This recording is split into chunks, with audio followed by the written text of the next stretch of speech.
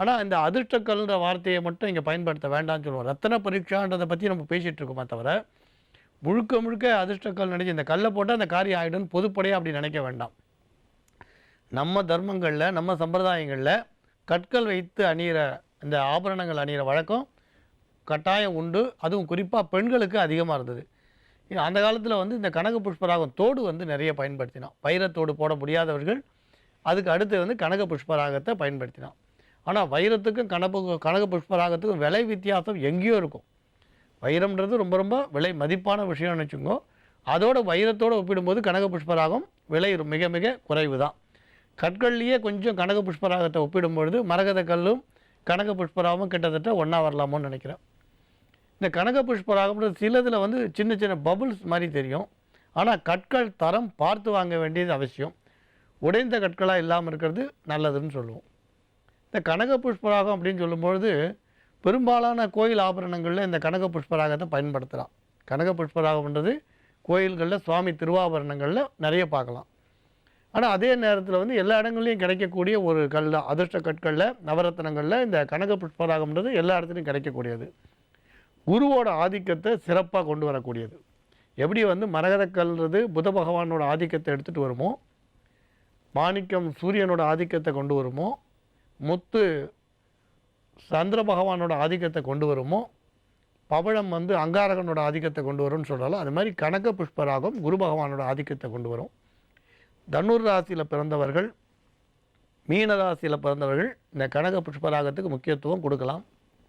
குரு தசை நடக்கிறவா, குரு புத்தி நடக்கிறவாலும் போடலாம். அதேமாதிரி கனக புஷ்பராகம் அப்படின்னு சொல்லும் பொழுது வியாழக்கிழமை அன்னைக்கு நம்ம அணியலாம்.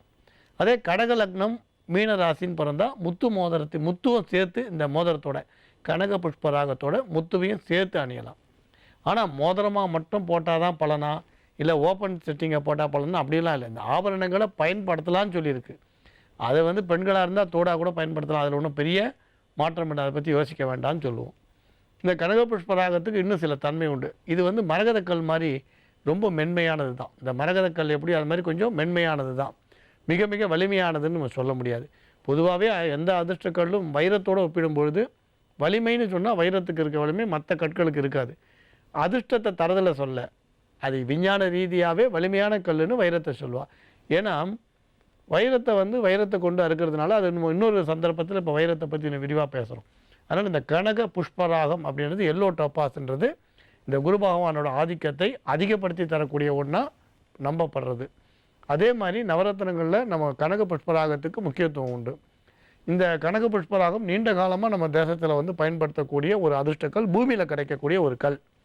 ஏன்னா முத்து பவழம் இந்த ரெண்டை பற்றி நம்ம சொல்லும்பொழுது ஜலத்தில் கிடைக்கிறதுன்னு சொன்னோம், சமுத்திரத்தில் கிடைக்கிறதுன்னோம். இது வந்து பூமியில் கிடைக்கக்கூடிய ஒரு பொருள். சில இடங்களில் வந்து நதிகளில் கூட இந்த கற்கள் சிலது சின்ன அளவில் அடிச்சின்னு வரதாகவும் சொல்லப்பட்டிருக்கு. இது பூமிக்குள்ளே கிடைக்கக்கூடிய ஒரு பொருள். இதை பற்றி இன்னும் நிறைய அபூர்வ தகவல் வந்து இன்னொரு சந்தர்ப்பத்தில் நான் நிறைய விஷயங்கள் இதை பற்றி பேசலாம். இப்போ நம்ம ஜோதிட ஆன்மீக கேள்விகளுக்கு போகலாம். நம்புங்கள், நல்லதே நடக்கும். ஸ்ரௌதத்மார்த்தாதிகம் கர்ம நிகிலம் ஏன சூத்ரீதம் தஸ்மை சமஸ்த வேதார்த்த விதே விகணசே நமஹா. வக்ரதுண்ட மகாகாயா சூரியகோடி சமப்பிரபா நிர்விக்னம் குருமே தேவா சர்வகாரேஷு சர்வதாம். அசாத்திய சாதகம் சுவாமின் அசாத்தியம் தவ கிம்மத ராம் தூதோ கிருபா சிந்தோ மத்காரியம் சாதய பிரபு கிருஷ்ணம் வந்தே ஜெகத்குரு. ஜெயந்தி மங்களாகாளி பத்ரகாளி கபாலினி துர்காஷமா சிவாதாத்ரி ஸ்வாகாசுதா நமோஸ்துதே. குரு பிரம்மா குரு விஷ்ணு குருதேவோ மகேஸ்வரகா குரு சாட்சாத் பரம்பிரம்மா தஸ்மை ஸ்ரீ குரவே நமக. அஸ்மத் குருப்பியோ நமக விகணச மகா குரவே நமக. அனுமன் சுவாமிகள் ஆசிகளுடன். மங்களகரமான துர்முகி வருடம் தை மாதம் 17ஆம் தேதி 30/1/2017 திங்கட்கிழமையான இன்று பல நல்ல ஜோதிட ஆன்மீக விஷயங்களை பார்க்கலாம்.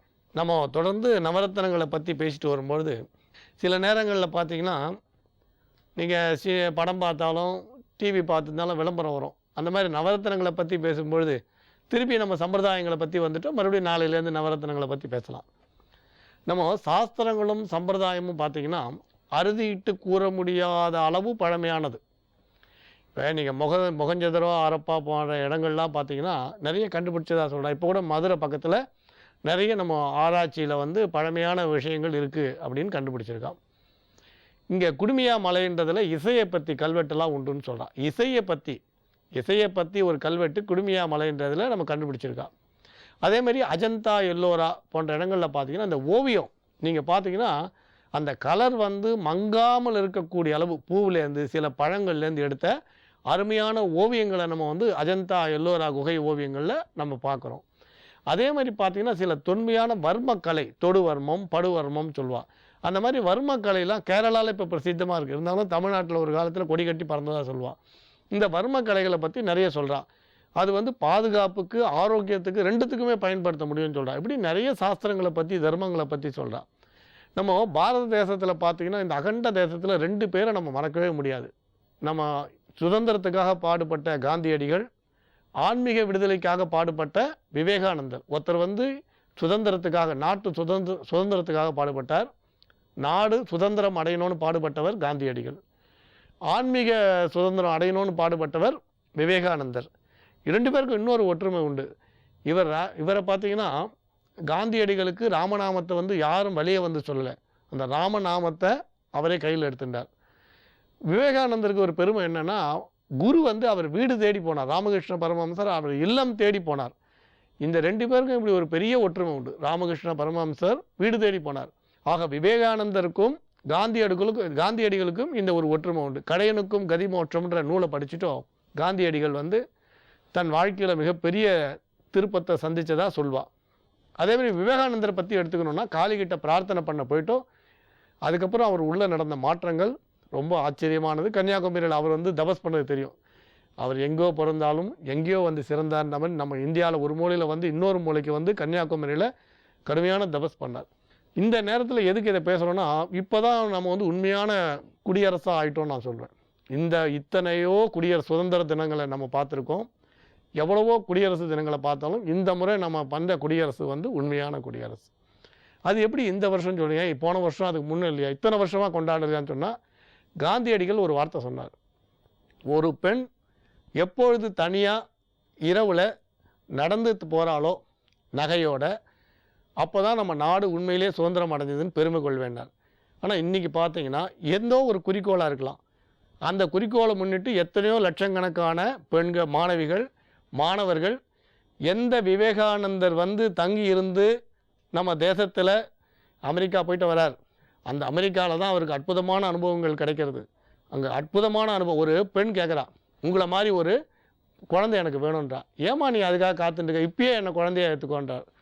அப்படிலாம் சொல்லி கன்னியாகுமரி பணமே இல்லாமல் போனார். அதுக்கப்புறம் அவரை ரதத்தில் உட்கார வச்சு அழைச்சிட்டு வந்த பெருமைகள்லாம் பெற்றது நம்ம தமிழ்நாடு. எந்த விவேகானந்தர் இல்லத்தில் தங்கி இருந்தாரோ அவர் சொன்ன வார்த்தை என்னென்னா, இவர் வந்து காந்தியடிகள் சொன்னது, இரவில் ஒரு பெண் தனியாக போனால் நம் நாடு சுதந்திரம் அடைஞ்சது ஒத்துப்பேன்னார். விவேகானந்தர் சொன்னார், 100 இளைஞர்கள், நம் நாட்டுக்காக பாடுபடுற 100 இளைஞர்கள் இருந்தால் நான் கட்டாயம் இந்த இந்திய தேசத்தை ஜெயிச்சு காட்டுவேன். அதே அவர் விவேகானந்தர் சொன்ன அதே அந்த விவேகானந்தர் இல்லத்துக்கு எதிராக எந்த காந்தியடிகளுக்கு நம்ம செலவிச்சிருக்கோமோ அங்கேயே லட்சக்கணக்கான மாணவர்களும் மாணவிகளும் இரவில் ஒரு பெண் தனியாக போக முடியும், போனால் சந்தோஷம்னார்.